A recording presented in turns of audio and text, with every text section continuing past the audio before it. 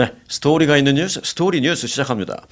자, 이게 뭐 휴전인지 휴전이 아닌 건지 좀 혼란스러운 그런 휴전이 지금 진행되고 있습니다. 휴전인 듯 휴전 아닌 그런 무슨 그런 휴전이 지금 진행되고 있는데 휴전이 아니라 이제 종전까지 가야 됩니다만은 지금 이러다간 뭐 종전 하겠나 휴전도 좀 다시 깨지는 게 아닌가라는 그런 생각이 들 정도로 지금 지난 주말 그리고 위태위태한 주말을 보냈습니다. 이제 휴전 마감도 사실 하루밖에 남지 않았거든요. 자, 이런 가운데 트럼프 대통령은 어제 미국의 대이란 해상 봉쇄를 뚫으려던 지금 이제 미국이 호르무즈 해협 바깥에서 지금 기다리고 있잖아요. 이란이나 이란 관련 선박을 나오지 못하게 하겠다고. 이란은 이란대로 호르무즈 해협 안쪽에서 나가지도 못하고 또 들어오지도 못하게 이제 그렇게 막고 있지만 미국은 호르무즈 해협 바깥에서 지금 또 그렇게 봉쇄를 하고 있는 그런 상황입니다. 그러면서 또 어제 일이 하나 있었어요. 사건이 하나 있었는데 대이란 해상 봉쇄를 뚫고 나가려던 이란 선박, 이란 화물선을 호르무즈 해협 바깥에서 미국이 저지를 했습니다. 그런데 단순히 저지만 한 것이 아니라 그 과정에서 그 총격전이 벌어지는 발포를 하는 그런 상황도 발생했고 지금 결론부터 말씀드리면 미국이 그 선박을 납포하고 있는 상황입니다. 그러니까 이제 그 휴전이라는 상황에서 봤을 때 발포하고 납포하고 이런 상황이 과연 휴전으로 받아들여질 수 있을까 해서 이제 이게 꼭 깨진 것 아니냐 뭐 이런 얘기도 지금 나오고 있는 상황입니다.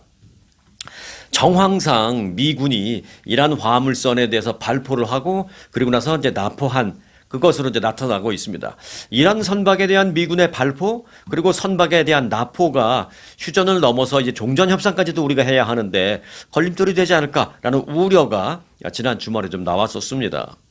트럼프 대통령은 어제 SNS에 오늘 우리가 길이가 약 900피트나 되고 이제 900피트라면 대충 한 300m가 조금 안 되죠. 한 270m 정도 될 텐데 어마어마한 거죠. 우리가 100m 달리기 해보셨죠? 100m 달리기 그것만 달려도 엄청나게 힘든데 그거를 3번을 뛰어야 될 정도로 길이가 그렇게 길고 큰 규모의 화물선 길이가 약 900피트이고 항공모함만큼이나 무게가 나가는 투스카라는 이름의 이란 화물선을 우리가 갖고 있다. 해상 봉쇄를 뚫으려고 하는 이란 화물선을 우리 수중에 넣었다. 지금 그렇게 말하고 있습니다. 이어서 미군의 해군 유도 미사일 구축함이 오만만에서 투스카를 가로막고 정지하라는 정당한 경고를 계속 내렸지만 이란 선원들이 응하지 않아서 결국 우리 해군 군함이 이란 선박 기관실에 구멍을 내서 배를 멈추게 하고 우리 수중에 넣었다 이렇게 말했습니다. 그러면서 지금 미 해병대가 그 선박을 잡고 있다. 그 안에 뭐가 있는지 우리가 지금 들여다보고 있다 이렇게 얘기했습니다. 트럼프 대통령이 다소 좀 이 정도만 해도 트럼프 대통령의 평소의 어떤 발언이나 그 어떤 표현력 수위를 본다면 이 정도만 돼도 굉장히 낮춘 그런 수위입니다. 표현이 굉장히 완화한 수위입니다. 우리가 우리 수중에 갖고 있다. 또 기관실에 구멍을 냈다. 요런 정도는 굉장히 그 완화한 표현입니다. 뭐 심하게 안 되면 우리가 기관실을 폭탄으로 폭격하고 구멍을 뚫고 우리가 납포했다. 이제 이란 화물선은 우리 거다. 더 이상 이란 능력은 없다. 막 이렇게 할 텐데 굉장히 완화해서 했어요.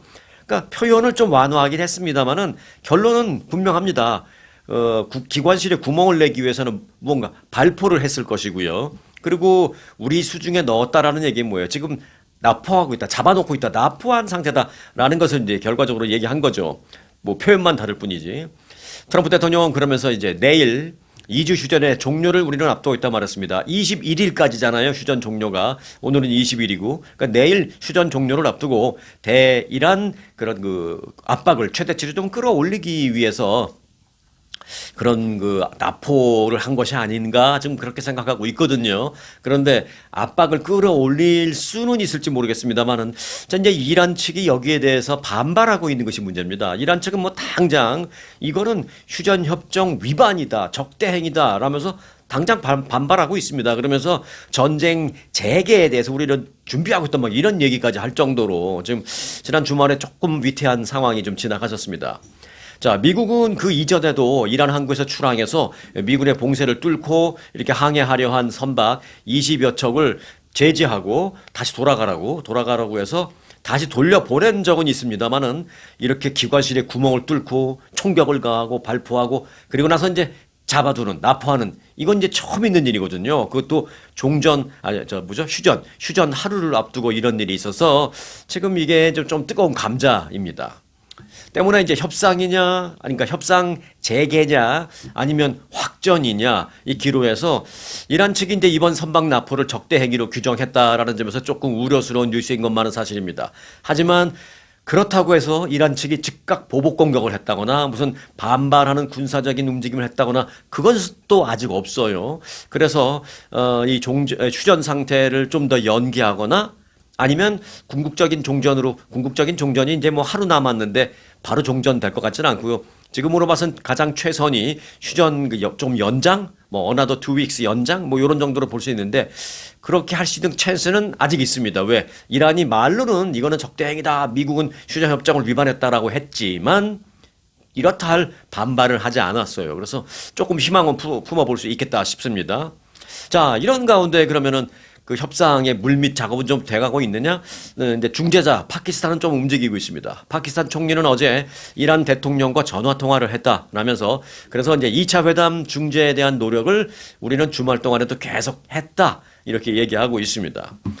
이란 외무부는 그럼 파키스탄으로부터 전화를 받았느냐라는 그 질문에 대해서 전화 통화한 사실은 인정했습니다. 파키스탄 총리와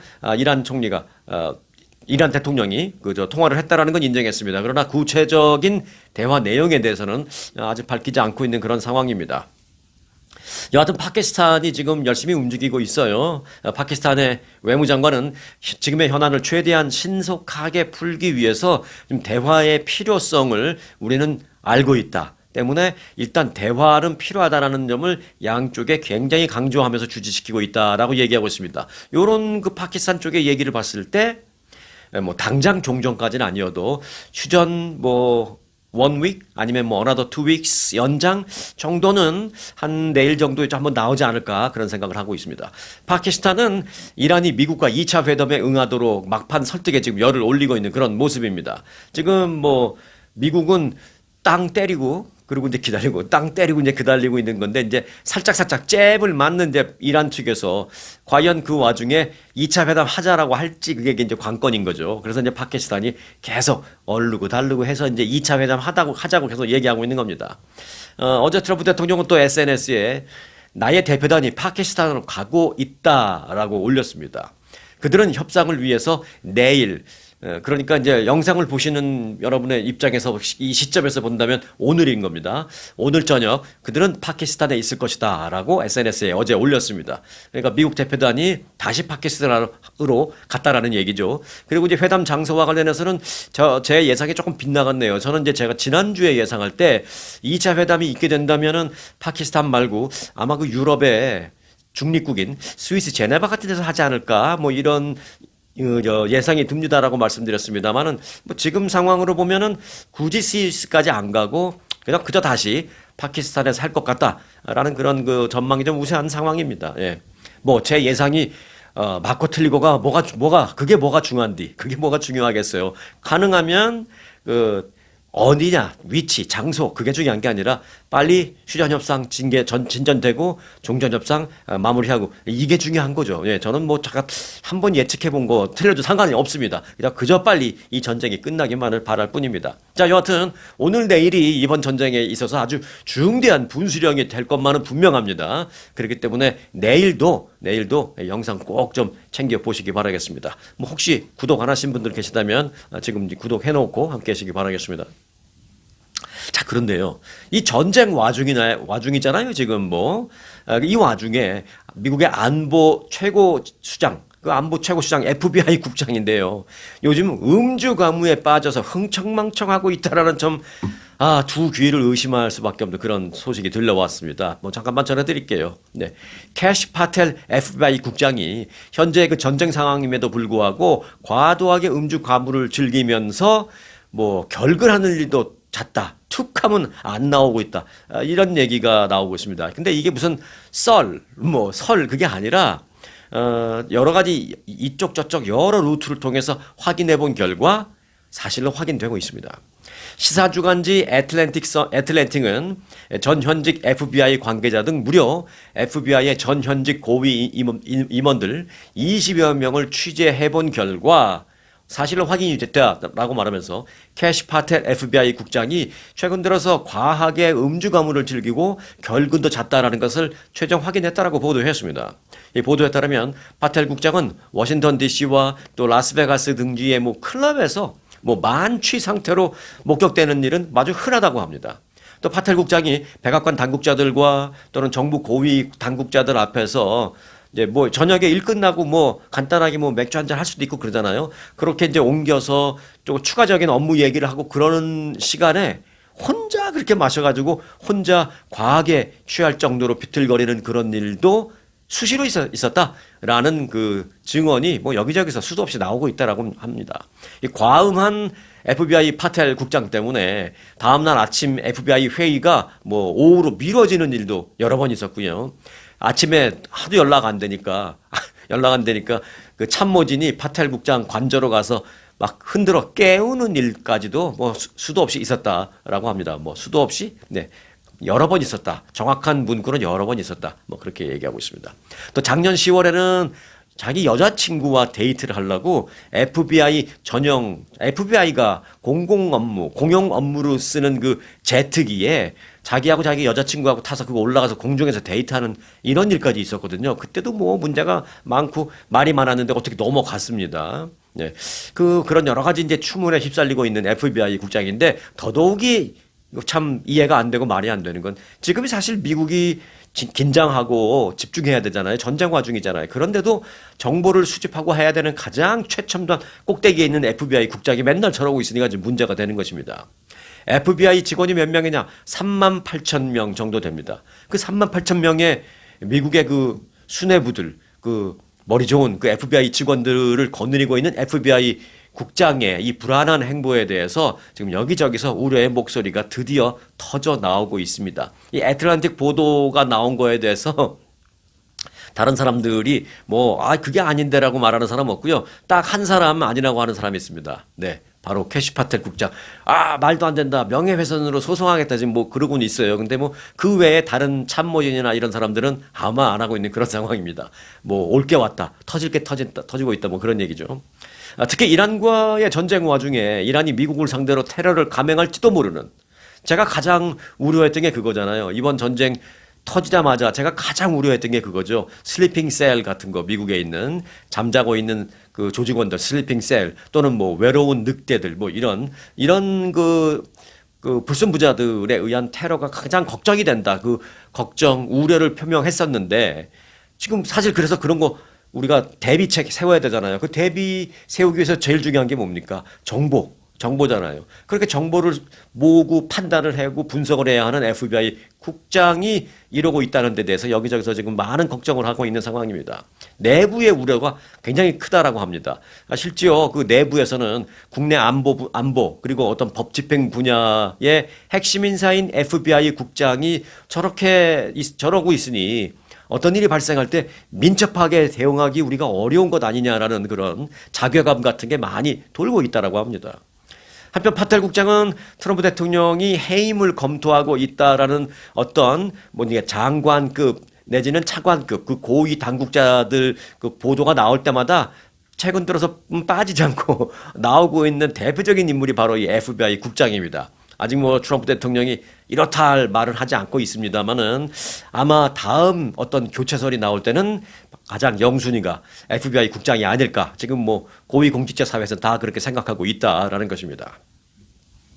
자, 지금 전쟁 와중인데요. 지금 이제 이란과 이스라엘 또 이란과 미국 이제 이란을 상대로 이제 전쟁이 벌어지고 있잖아요. 그런데 이란만 보복 공격을 하는 게 아니라 이스라엘도 사실은 보복 공격을 하거든요.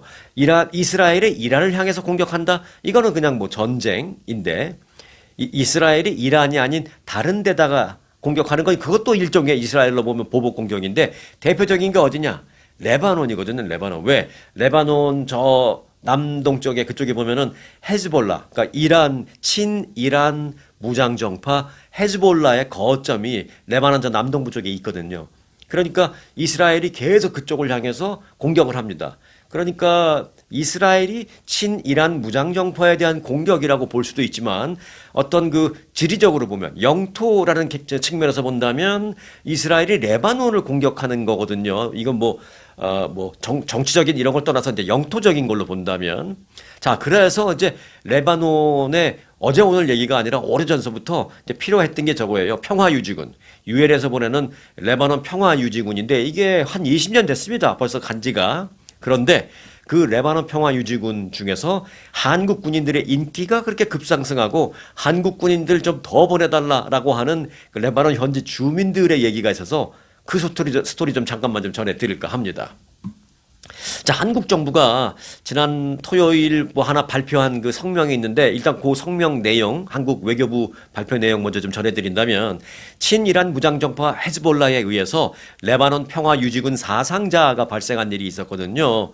그 부분에 대해서 한국 정부가 심각한 우려를 표명한다라는 공식 발표를 했습니다. 최근 들어서 한국 정부가 여러 가지 면에서 공식 발표를 하는 게 많죠. 과거에는 웬만하면 국제 문제에 대해서는 목소리를 안 냈지만 최근 들어서는 좀 논란도 있고 한국이 왜 자꾸 끼어들어라는 그런 걱정스러운 논란도 있지만 또 일부분에서는 한국이 지금 국제적인 위상이나 세계적인 위치로 봤을 때 그저 아무 소리도 안 하고 가만히 있는 시기는 이미 지났다. 한국도 국제적으로 한국의 위상을 찾아야 되고 한국의 목소리를 낼 때가 되고도 지났다. 이런 얘기도 있어요. 여하튼 얼마 전에 이재명 대통령이 이스라엘 군인들이 그 팔레스타인 주민을 어떻게 했고 너무 잔인했는데 이게 사실로 확인되면 좀 조사를 해봐야 되는 거 아니냐.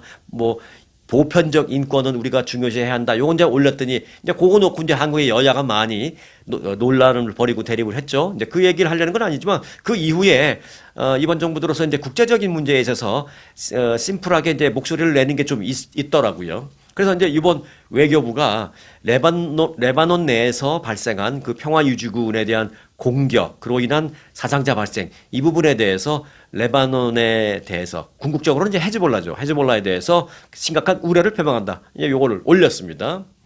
어제 대변인 명의를 통해서 한국 외교부는 어제 유엔 레바논 평화유지군 소속 프랑스 군이 공격을 받아서 사상자가 발생한 데에서 깊은 우려를 표명한다 라면서 평화유지군의 안전을 위협하는 모든 행위를 규탄한다라고 밝혔습니다. 이 부분도 한국의 여야가 공방전을 벌일지 저는 그건 모르겠습니다만은 한국 정부는 이 부분에 대해서는 언급을 하는 게 맞다고 봐요. 왜냐하면 그 레바논 평화유지군에 한국군도 가 있거든요. 그래서 그렇습니다. 지난 토요일 레바논 남부의 한 마을에서 도로에 설치된 그 폭발물 제거 작업을 벌이던 프랑스 국적 레바논 평화유지군이 공격을 받아서 한 명이 숨지고 세 명이 다쳤습니다. 그러니까 프랑스로 봤을 때는 굉장히 치명적인 희생이 발생한 거죠. 또 유엔 차원에서도 그렇고 또 같이 일하고 있는 다른 나라 동맹국들 평화유지군도 그렇습니다. 자, 레바논 평화유지군은 성명에서 조사 결과 사격은 친이란 무장정파 헤즈볼라에 의해서 이루어진 것으로 그렇게 조사가 나타났다라면서 이번 사건을 헤즈볼라의 고의적인 공격으로 우리는 그렇게 분석하고 있다라고 말했습니다. 그러니까 어찌 보면 비판하고 심각한 우려를 표명하는 게 맞는 일이죠. 자, 요 얘기를 전해드리려는 게 목적이 아니라 이 얘기를 심플하게 전해드리고 그 소식을 계기로 해서 그 레바논에 가 있는 평화유지군, 특히 한국 군인들에 대한 얘기를 좀 해드리려고 합니다. 네. 자, 레바논 평화유지군은 레바논 내의 평화유지 업무를 위해서 설립이 됐는데요. 무려 50여 개 국가에서 그러니까 여기 한국이 또 빠진다는 것도 또 좀 말이 안 되죠. 50여 개 국가의 군인들이 가 있거든요. 인원수는 한 10,000명 정도가 활동하고 있습니다. 여기에는 한국군도 포함되어 있는데요. 그래서 이참에 이제 레바논에 가 있는 한국군 동명부대 얘기를 조금만 해드리려고 합니다. 2006년 이스라엘과 레바논의 그 헤즈볼라의 충돌로 정세가 굉장히 악화된 그 시점이 있었는데 그때 유엔은 한국 정부에 레바논 평화유지군을 유엔에서 조직해서 보내려고 하는데 한국도 파병해 주셨으면 감사하겠습니다고 요청을 했습니다. 2006년 20년 전 얘기는 하지만 그때만 해도 사실 한국은 어느 정도 국제적으로 어떤 책임감 같은 게 있는 그런 상황이잖아요. 그래서 이제 그때 파괴를 했습니다. 그래서 정확히는 그로부터 약 한 1년쯤 뒤인 2007년 7월 19일 드디어 동명부대를 한국 정부에서 파견했습니다. 벌써 한 19년 된 거죠. 횟수로는 20년 된 거죠. 동명부대는 그러면 아직까지 있느냐? 20년 동안? 네, 결론부터 말씀드리면 그렇습니다. 파병 이후 지금까지 그 사람들이 계속 있는 건 당연히 아니고요. 병력을 계속 교대해 가면서, 물론 제대하는 사람도 있을 테니까 병력을 이제 계속 교대해 가면서 순환 배치로 여전히 대한민국의 동명부대라는 부대와 그 군인들이 거기서 20년 동안 지금까지 임무를 수행하고 있습니다. 한국 동명부대의 주요 임무는 뭐냐? 레바논 남부 지역의 안정 유지를 비롯해서 뭐 무장 세력 활동 감시, 공격적인 역할은 안 합니다. 활동 감시, 또 의료 지원이나 인도적인 지원 등 민사 작전, 그리고 이스라엘과 레바논 간의 충돌 완화 역할 등등 그런 걸 하고 있습니다. 절대 공격적인 역할을 하러 가진 않습니다. 물론 이제 공격을 받으면은 아주 적극적인 방어는 당연히 하겠지만 그렇게 이제 민사작전 그리고 충돌 완화 작전 그다음에 감시 활동 등등입니다. 이 동명부대의 활동에 대한 그런데 현지의 어떤 평가나 유엔의 평가가 이게 아주 정말 흥미롭습니다. 이게 최상위급의 평가를 받고 있습니다. 다른 그 어떤 파병을 보낸 그 어떤 나라의 그 부대보다도 한국의 동명부대가 최고의 평가를 받고 있어요. 자, 실제로 유엔에서는요, 매년 그 레바논에 파병한 레바논 평화유지군 그 50개국 병력에 대한 평가를 내리는데요. 한국만 유일하게 매년 뭐 딱 한 해만 그랬다는 게 아니라 매년 지금까지 거의 20년 동안 현지 주민들과의 충돌 사건 제로. 매년 현지 주민들과 충돌이 없는 거예요. 도와주고 사랑받고 같이 뭐 저녁 같이 먹으면서 마을 평화를 지켜주고 하지 사실은 이게 쉬운 일은 아니죠. 뭐 몇백 명 뭐 이렇게 막 가 있으면 그 중에서 좀 돌출 행동을 하는 그런 사람들이 당연히 있을 수 있잖아요. 왜 옛날에 생각하면 한 반에 그때 여러분들이 한국에서 공부하실 때 한 반에 몇 명이었어요? 60명? 네. 막 70명 그럴 때도 있었죠. 그다음에 조금 젊은 세대로 내려가면 뭐 50명, 뭐 40명으로 내려가지만 예. 뭐 60명이라고 쳤을 때 그 60명만 돼도 한 반에 돌출 행동하고 좀 문제 일으키는 애들 한두 명 꼭 있잖아요. 근데 이제 몇백 명이 가서 20년 동안 물론 계속 교대하지만 그런데도 현지 주민들과의 충돌 기록된 거, 리포트된 거 제로 없습니다. 그래서 그 유엔에서 그 평화유지군 그 평가하면서 대한민국의 동명부대에 대한 평가만 매년 every year outstanding이라고 평가를 내립니다. outstanding은 뭐야? 매우 특별히 최고, 최상위 뭐 이런 거잖아요. 네. 뿐만 아니라 현지에서 그 동명부대는 현지 주민들 그 보호 역할은 물론이지만 틈틈이 태권도도 가르쳐주고 또 학교도 지어주고 뭐 이런 민사작전을 수행하고 있는 데다가 이에 대해서 현지 주민들은 신이 내린 선물이다라고 부릅니다. 한국의 그 동명부대를. 왠지 저 이슬람 쪽의 사람들은 이제 어떤 표현을 쓸 때 최상위 개념의 표현을 이제 신과 연결 짓잖아요. 그래서 신이 내린 선물이다라고 말하면서 동명부대에 대해서 현지 주민들은 그렇게 극찬하고 있습니다. 뭐 왜 안 그렇겠어요. 네. 그런데 이제 뭐 영원히 계속하는 건 아니고 이제 every year 이렇게 그 리컨트랙을 하면서 있는 모양인데 지금 계약대로라면 동명부대의 주둔 임무는 올해 말로 종료가 됩니다. 뭐 물론 뭐 리컨트랙 해갖고 다시 또 1년 연장 뭐 할지는 모르겠습니다만은 일단 뭐 지금 되어 있는 것대로라면 올해 말에 계약이 종료되고 그러면 이제 올해 말에 다 철수하는 거죠. 그래서 지금 현지 주민들이 가장 애가 타고 있는 거예요. 그래서 막 가지 말라고 더 있어달라고 뭐 이제 그러고 있는 겁니다. 현지 주민들은 한국의 동명부대원들을 형제 같은 존재다라고 부르면서 계속 주둔해 달라고 요구하고 있습니다. 심지어 그 주둔하고 있는 그 지역에서 이제 소문이 날 거 아니에요. 친구들을 통해서 다른 지역에 있는 그 레바논 주민들 간에 서로 뭐 소통이 있을 거 아니에요. 야, 너네는 어느 나라 그 평화유지군 와인이 나는 어느 나라 뭐 평화유지군 아닌데 문제 없어? 문제는 없는데 얘네들이 너무 위협적이야. 아니면 얘네들이 너무 거만해, 고압적이야. 뭐 그럴 수도 있죠. 근데 이제 동명부대가 주둔한 지역의 사람들은 그래 여기는 사우스 코리아에서 온 부대원들이 있는데 우리한테 너무 잘해주고 너무 친절하고 정말 프렌들리하고 우리는 그래서 이들 가지 말고 더 있어달라고 계속 요청하고 있는 중이야 라는 게 퍼지잖아요. 얘기가 소문이. 그래서 다른 지역 동명부대 주둔을 한 번도 하지도 않았던 그런 전혀 상관도 없는 다른 지역의 주민들이 내년에는 동명부대가 우리 동네를 좀 와달라고 막 그렇게 요청하고 있는 그런 정도의 상황이다라는 것입니다. 그래서 이제 이에 따라서 유엔 측에서는 재계약을 통해서라도 이 한국군의 주둔 연장을 지금 해달라고 요청하고 있는 그런 상황이다라고 합니다. 뭐 아직 확정된 상태는 아니기 때문에 올해 말에 동명부대가 이제 그렇다면 완전히 임무를 잘 마치고 철수할지 아니면 현지 주민들의 그 강곡한 요청에 의해서 조금 더 연장 주둔을 하게 될지는 아직은 확정된 건 없습니다만은 현재에서 이제 자랑스러운 동명부대원들이 이렇게 평화 유지 업무를 잘 하고 있다라는 얘기를 좀 보너스격으로 여러분들에게 전해드렸습니다. 자, 지금 미국의 연방 에너지부 장관이 크리스 라이트라는 분인데요. 크리스 라이트 장관이 가솔린 가격이 지금 정점을 찍었다라고 말했습니다. 그러니까 정점을 찍었으니까 이제부터 팍팍 내려가겠구나. 라고 생각하는데 또 그것도 아니에요. 뭐라고 말했냐. 가솔린 가격이 지금 정점을 찍었다라고 나는 생각하지만 내년까지 평균 가솔린 가격이 4달러 이하로 내려가기는 쉽지 않을 것으로 생각한다라면서 딱 결론부터 보면 부정적인 전망을 내놨습니다. 미국의 에너지부 장관이 뭐 이렇게 말했으니 뭐 말 다 했죠. 크리스 라이트 장관은 어제 CNN과의 인터뷰에서요. 가솔린 가격은 이미 정점을 찍은 것으로 나는 생각되지만 가격이 제대로 내려가는 것은 올해 후반이나 내년쯤 돼야 가능할 것을 생각한다라고 밝혔습니다. 그러니까 뭐예요?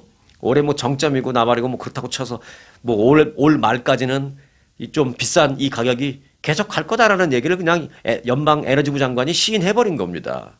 라이트 장관은 중동 갈등이 해결되면 가격은 하락할 것이다 라면서도 단기간에 큰 폭의 하락을 기대하기는 쉽지 않다. 이렇게 대놓고 얘기했어요. 웬만하면 좀 표 떨어질 걸 의식해서라도 막 좋은 얘기 할 것 같은데 에너지부 장관이 뭐 이런 식으로 말해버리니까 아이고 뭐 올해 안에 가솔린 값 떨어지기는 틀렸구나라고 뭐 그냥 생각을 할 수밖에 없는 상황입니다. 미국의 에너지 정책을 총괄하는 에너지부 장관이 미국인 내 가솔린 가격의 하락이 쉽지 않을 것이다라는 부정적인 입장을 밝혔다라는 점에서 이 소식이 어제 이 CNN 인터뷰를 본 많은 미국인들이 엄청난 좀 좌절감에 빠져 있는 상황입니다. 그런데 11월 달에 선거가 있는데 이런 말을 해도 되나 모르겠어요. 아니면 어쩌면 고도의 전략인가요? 이렇게 얘기해서 많은 사람들을 막 걱정시키고 조금 좌절하게 만들고 그리고 이제 선거 있기 한 달 전이나 2달 전쯤에 그때 가서 막 하락 추세를 막 만들어서 열심히 전방정부가 노력해서 크게 떨어졌다고 우리 트럼프 행정부가 결국은 해내지 않느냐 라면서 10월 달쯤에서 드라마틱하게 표심을 얻으려고 하는 건지는 모르겠습니다만은 반대로 지금 막 떨어진다고 했다가 그때 가서 안 떨어지면 더 실망할 테니까 그런 건지 모르겠습니다만 하여간 어제 CNN 인터뷰를 봤을 때 그렇게 얘기하더라고요. 자, 지금 어린아이 이유식에 비상이 걸렸습니다. 이 오스트리아에서 판매된 이유식에서 지금 쥐약 성분이 나왔어요. 끔찍한데요. 그 문제는 이 이유식이 워낙 유명하고 또 좋다고 소문이 나고 굉장히 고급이거든요. 그래서 한국에서도 팔리고요. 미국에서도 일부 팔리고 있습니다. 오히려 한국에서는 강남의 부자들이 이걸 많이 먹여요. 미국에서도 좀 있는 사람들이 이걸 많이 먹입니다. 그런데 그 이유식에서 쥐약 성분이 검출돼서 지금 경찰이 수사에 나섰습니다.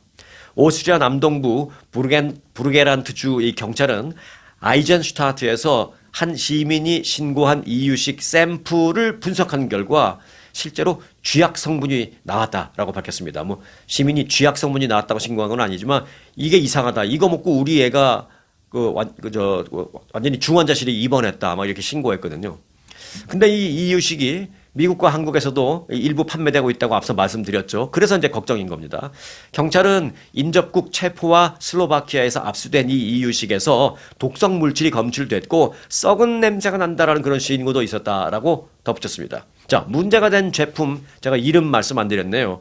독일의 프리미엄 유기농 이유식입니다. 그러니까 오스트리아에서 이번에 이 사태가 터졌지만 이걸 생산하는 나라는 독일입니다. 독일 회사입니다. 근데 오스트리아도 수출을 해주는데 오스트리아에서 누군가가 일부러 그런 것 같아요. 근데 이게 오스트리아에서 끝날 건지 아니면 그 외에 다른 나라도 간 것까지도 그런 일이 있는지는 이건 모르는 거죠. 이건 범인을 잡기 전까지는. 그래서 지금 비상이 걸린 겁니다.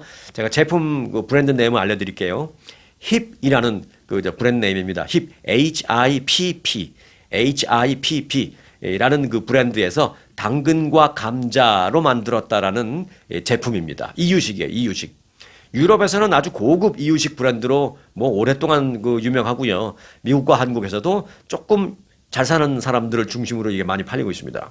오슈라 경찰은 누군가 일부러 이유식 병에 쥐약 성분을 넣어서 제조사를 협박하려 한 것 같다. 뭐 이렇게 분석하고 있습니다. 그런데 범인을 못 찾았습니다. 아직. 자, 그럼 쥐약을 넣었다는데 그럼 무슨 일이 발생하느냐? 쥐약의 주성분은 일단 브로마디올론이라는 성분입니다. 브로마디올론. 이 브로마디올론이라는 성분은 몸 안에서의 그 비타민 K 작용을 블락시키는 막아버리는 그런 기능을 합니다. 그래서 혈액 응고를 방해하고, 그러니까 뭐 혈액 응고를 방해한다니까 좀 이상하네요. 혈액이 좀 어느 정도 좀 묽어서 좀 잘 통해야 되는데, 그리고 또 이제 만약에 우리가 뭐 칼에 조금 비거나 상처가 나면 혈액이 나오지만 뭐 우리가 웬만큼 지혈을 좀 잘하면 그냥 굳어버리잖아요. 지혈이 되잖아요. 근데 이게 공기 중에서 어느 정도 빨리 응고가 돼야 이제 그렇게 지혈이 되는 건데 그런 혈액 응고를 방해합니다. 그래서 왜 상처가 났을 때도 문제지만 안에서 혈관이 살짝 상처가 나면 안에서 내부 출혈을 할 수 있다. 이게 이제 무서운 거잖아요. 네. 그래서 이제 블러드 티너 같은 거, 뭐 베이비 아스피린 뭐 이런 거를 마음대로 먹고 그러면 안 되는 게 그 안에서 내부 출혈이 있을 때 멈추지 않기 때문에 그렇습니다. 사람이 섭취할 경우에는 초기에는 약간의 피로감 외에 특별한 증상이 없을 수도 있지만 며칠이 지나면 잇몸 출혈, 또 코피가 나기도 하고 혈뇨, 혈변, 그리고 뭐 먹는 자국이 괜히 이유 없이 막 생기고 왜? 안에서 이제 출혈이 있으니까 그런 증상이 나타납니다. 이후에 심해지면 위장관 출혈, 뇌 출혈도 일으킬 수 있고요. 생명이 위험해질 수도 있습니다. 치료법은 비타민 K를 아주 고용량으로 집중 투하시켜서 이제 상쇄시켜 버리거나 아니면 수혈을 받는 것 등등이 있다라고 합니다. 근데 여하튼 뭐 쥐약 성분이라니까 뭐 말만 들어도 끔찍합니다. 오슈라 정부는 문제의 이유식을 먹은 전 세계의 아기 중에 출혈, 이유 없는 출혈을 보이거나 아니면 안색이 창백해지는 그런 증상을 보일 때 즉시 병원을 찾아가야 한다. 이렇게 얘기하고 있습니다. 자, 우리는 이 경고를 잘 알고 뉴스로 알리고 또 이제 잘 알고 있을 테이니 오스트리아 정부는 빨리 범인을 좀 찾아주시길 바라겠습니다. 범인 못 잡고 뭐 병원 찾아가란 말 100번 하면 뭐 하겠어요. 빨리 범인 찾아야 됩니다. 오스트리아는. 자, 조란 맘다니 뉴욕시장과 버락 오바마 전 대통령이 지난 토요일 만났습니다. 뭐 왠지 좀 비슷한 면도 있죠. 네. 뭐 인종이 비슷한 게 아니라 뭐 이쪽은 인도계고 이쪽은 뭐 흑인 계열이시지만 혼혈 흑인 계열이시지만 굉장히 급격한 좀 지인보다라는 면에서 좀 비슷한 면도 있죠. 지난 토요일 뉴욕 브롱크스의 한 보육센터에서 처음으로 두 사람이 공개 회동을 했습니다. 두 사람은 이날 어린이들과 함께 동요도 같이 부르고 또 공동체의 중요성을 다룬 그림책을 읽어주기도 하면서 이제 뭐가 목적이었냐? 이 민생 의제의 핵심 요소인 보편적 무료 보육 이 문제를 이제 홍보를 했습니다. 실제로 이제 2,000명 정도를 대상으로 뉴욕이 무료 보육, 무상 교육, 그러니까 교육이라기보다는 보육에 어린애들, 조그만 애들, 2살, 4살 이런 애들 무상 보육을 2,000명을 대상으로 뉴욕이 이제 할 겁니다. 그러면서 이걸 좀 더 확대하고 싶은 맘다니의 입장에서는 이걸 이제 홍보가 필요한데 그 홍보를 하기 위한 행사에 오바마가 나타난 겁니다. 같이 참석해 준 겁니다. 그런데 이제 이 자리에서 조금 재미있는 그런 그 순간도 좀 있었습니다. 그 재미있는 장면만 좀 제가 설명을 드린다면 그 피자를 시켜서 아이들과 나눠 먹기도 하는 그 시간이 있었는데 그 피자를 둘러싼 그 가벼운 농담도 있었어요. 오바마 전 대통령이 그 아이들한테 피자가 왔네. 피자 좋아하는 사람? 하고 물어봤어요. 그러니까 이제 맘다니 시장의 옆에서 툭 오바마 대통령을 쳐다보면서 한다는 말이 아이들을 보면서 한다는 말이 잠깐. 그런데 여러분들 중요한 질문을 하나 할게요. 뉴욕 피자와 시카고 피자 중에 어느 걸 더 좋아해요? 그런 거예요. 왜? 자기는 뉴욕 시장이고 트럼프 대통령은 시카고가 정치적인 고향이잖아요. 네, 지금 거기 살고 있기도 하고. 그래서 여러분들은 뉴욕 피자와 시카고 피자 중에 어느 걸 더 좋아해요? 하더니 고개를 돌려서 오바마에게 대통령님은 어느 걸 더 좋아하십니까? 라고 물어봤어요. 뭐 별건 아니지만 이제 재미있는 장면. 그러니까 이제 오바마 전 대통령이 뭐라고 답변을 했을까요? 네. 자기는 시카고지만 뉴욕에 왔으니까 뭐 뉴욕 피자라고 얘기해 줄까요? 네. 뭐라고 답했냐면 우리는 지금 뉴욕에 있잖아요. 그러니까 나는 뉴욕 피자에 대해서 나쁜 말은 안 하겠습니다. 라고 말했습니다. 이게 참 고도의 외교적인 발언이잖아요. 고도의 외교적인 발언.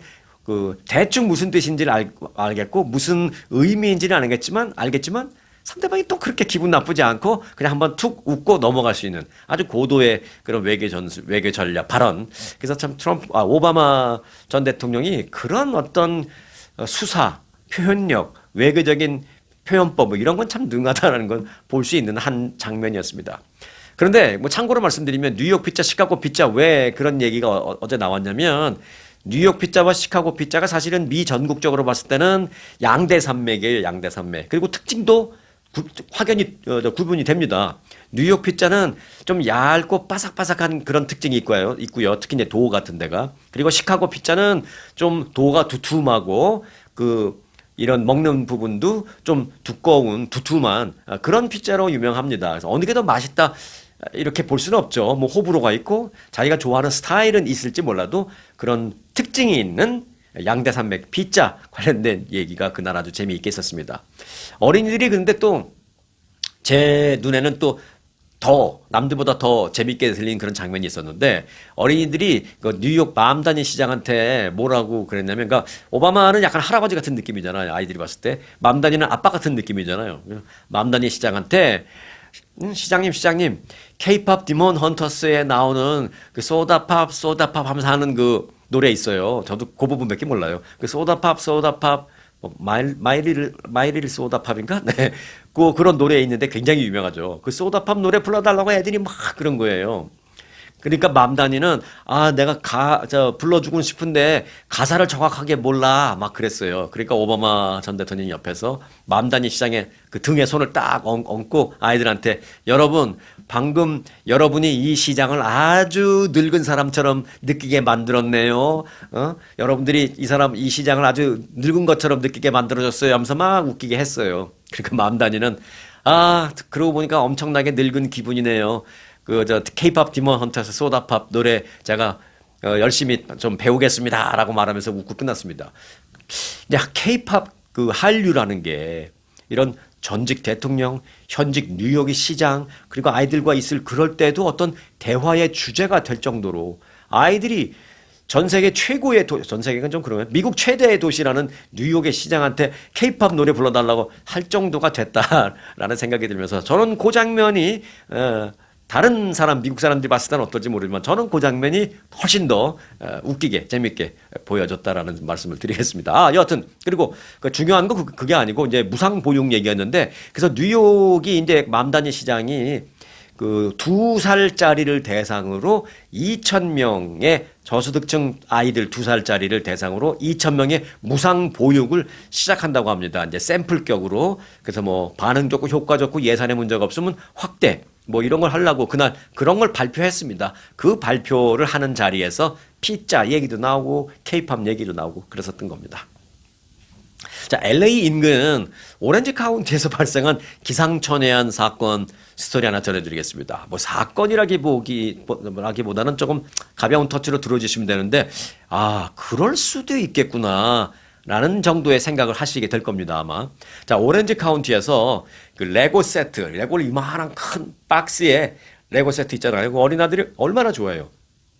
그 박스를 열면 그 안에 이제 플라스틱으로 된 레고 무슨 피규어도 있고 네모난 블락도 있고 그냥 그렇잖아요. 그걸 사서 안에 있는 피규어랑 블랙을 싹 다 빼고 그 안에다가 건조된 파스타를 넣은 뒤에 반품한다고 갖고 가서 환불받는 기상천외한 절도 사건이 적발됐습니다. 그런데 이제 겉박스는 겉으로 봐서는 이게 뜯었는지 안 뜯었는지 모르게 아주 살살 테이프만 살짝 조심스럽게 뜯어서 다 띄고 그 테이프를 그대로 잘 표시가 안 나게.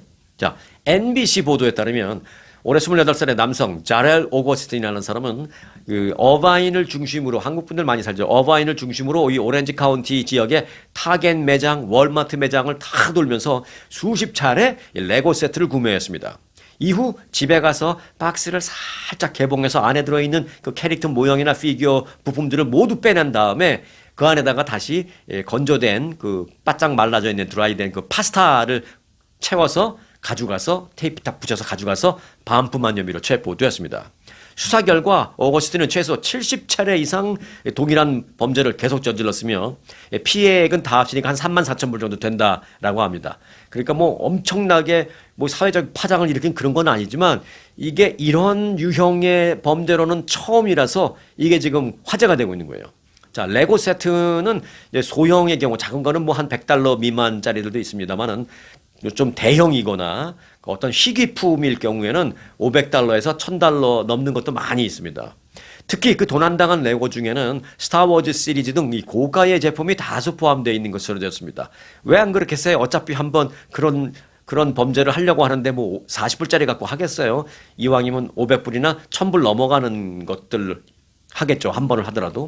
자, 경찰은 용의자의 동선을 추적해 본 결과 신원을 결국 특정을 해서 70여 차례 이상 피해가 발생한 후에 뒤늦게 얼마 전에 측정을 해서 또 다른 범행을 시도하던 현장에서 체포됐습니다. 그런데 몇 가지 궁금증이 좀 남습니다. 범인은 하필이면 왜 빈 박스에 그 말린 파스타를 집어넣어서 가져가서 다시 반품할 때 왜 파스타를 집어넣고 했을까요? 라는 것입니다.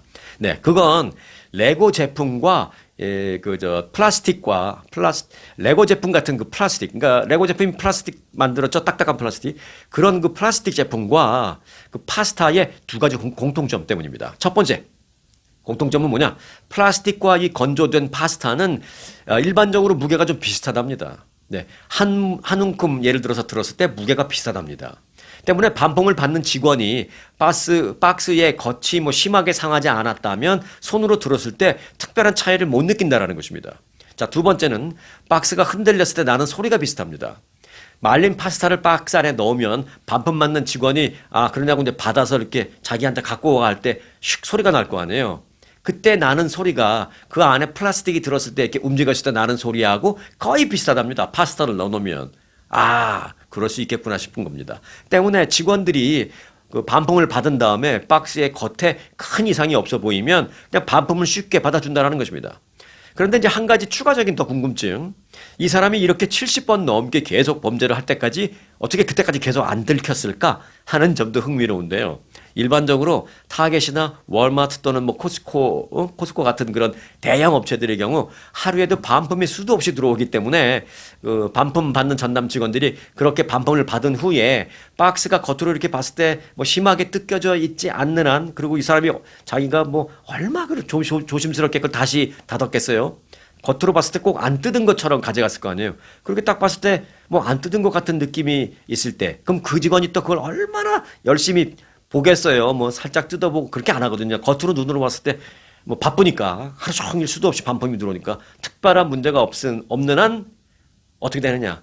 옆으로 놨다가 다시 매장 진열대에 간다라는 것입니다. 이렇게 되면 결국 다음 고객이 와서 그걸 구입합니다. 구입하고 가져갑니다. 이 사람도 가져갈 때 뭐 그 안에서 플라스틱 들은 것처럼 척척 소리가 나니까 뭐 그런가 보다 갑니다. 무게도 비슷하고. 집에 가서 뜯어보니까 이게 뭐 파스타 국수 쪼가리가 파스타가 들어있으니까 놀라갖고 갖고 와서 이제 다시 정식으로 반품하겠죠. 이런 식으로 반복이 됐다라는 것입니다. 그래서 이제 범인이 그 행각이 발각되기까지는 그 시간이 좀 생각보다 많이 걸렸다라는 것입니다. 뭐 그 사람 그 반품해서 다시 매장으로 가져가서 그게 그날 저녁에 바로 또 팔리는 게 아니잖아요. 일주일, 2주일 후에 누군가가 사갈 수도 있고 뭐 오랫동안 안 사갈 수도 있고. 네. 그래서 시간이 꽤 걸렸다라는 것입니다. 즉 결론부터 말씀드리면 안 걸린 게 아니라 또 안 걸릴 수 있다라는 게 아니라 걸리긴 걸린다. 그런데 걸릴 때까지 시간이 좀 오래 걸린다. 뭐 그런 얘기입니다. 현재 범인은 체포돼서 중절도 혐의로 오렌지 카운티 교도소에 수감 중에 있습니다. 자, 오늘 끝소식입니다. 우유 좋습니다. 매일 드시는 거 좋죠. 건강을 위해서. 그런데 우유가 정말 몸에 좋은 식품입니다만은 잘못 먹으면 몸에 돌이 생길 수도 있다라는 것입니다. 꼭 돌이 생길 수도 있다. 플러스 뭐 소화장애, 위장장애 뭐 등등등. 자, 몸에 좋지만 어떤 음식과도 무조건 다 어울린다라는 것은 아니라는 것이죠. 특정 식품과 함께 우유를 먹으면 영양소 이용률이 현저하게 떨어지거나 또는 소화에 부담을 줄 그런 위험이 높다라는 것입니다. 우유와 함께 먹을 때 그래서 피해야 할 음식을 제가 간단하게 끝으로 좀 정리를 해드리겠습니다. 자, 첫 번째, 우리 한국 분들이 아침에 이거 좋아하시죠? 자색 고구마. 자색이라는 것은 이제 보라색을 말합니다.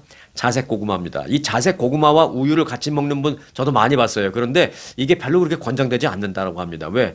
자색 고구마에 들어있는 안토시아닌 때문입니다. 이 안토시아닌은 그 살짝 붉은색을 띠는 폴리페놀 색소잖아요. 근데 그게 폴리페놀이 체내에 들어가서 활성산소를 줄이고 염증을 억제하고 하는데 아주 좋은 효과가 있죠. 그러니까 이제 자색 고구마가 좋은 건데 그러나 이 폴리페놀이 우유 속에 있는 칼슘과 결합을 하면 체내에서 제대로 흡수되지 못하고 이렇게 배출이 될 수 있습니다.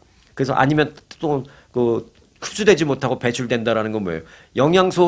폴리페놀의 영양소를 충분히 내가 이용하지 못한다라는 것입니다. 그래서 이제 그 좋은 자색 고구마를 먹고도 우유를 같이 먹으면 자색 고구마 먹은 효과가 없는 거죠. 예를 들어서. 자, 두 번째가 견과류입니다. 견과류는 피틴산이 포함되어 있습니다. 이 성분은 소화되지 않은 채 남으면서 우유의 칼슘과 결합해서 또 배출이 될 수 있습니다. 그리고 또 일부 배출되지 않는 경우에는 이게 좀 뭉쳐 있을 수 있다는 거죠. 일종의 돌처럼 체내에 뭉쳐 있을 수 있습니다.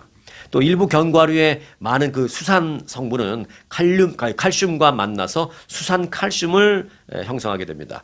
이 수산 칼슘을 형성하게 되면 체내 칼슘 이용을 방해하고 배가 아프거나 설사를 하거나 뭐 이럴 수가 있습니다. 경우에 따라서는 이제 고게 신장 결석, 수산 칼슘이 몸에 계속 축적되면 나중에 돌덩어리처럼 딱딱했잖아요. 그걸 이제 돌 있다고 그러잖아요. 돌을 뭐 깨야 된다고 막 그러잖아요. 그래서 신장 결석 생성의 위험을 높일 수 있습니다. 견과류와 우유를 같이 먹었을 때. 자, 세 번째는 시금치입니다. 시금치 역시 우유와 함께 먹을 때 주의가 필요한 식품입니다. 시금치에 들어있는 역시 그 수산 성분이 우유 속 칼슘과 결합해서 앞서 말씀드린 그런 그 부작용을 낳을 수 있습니다. 그리고 또 하나는 뭐냐? 이건 좀 충격적이에요. 시리얼입니다.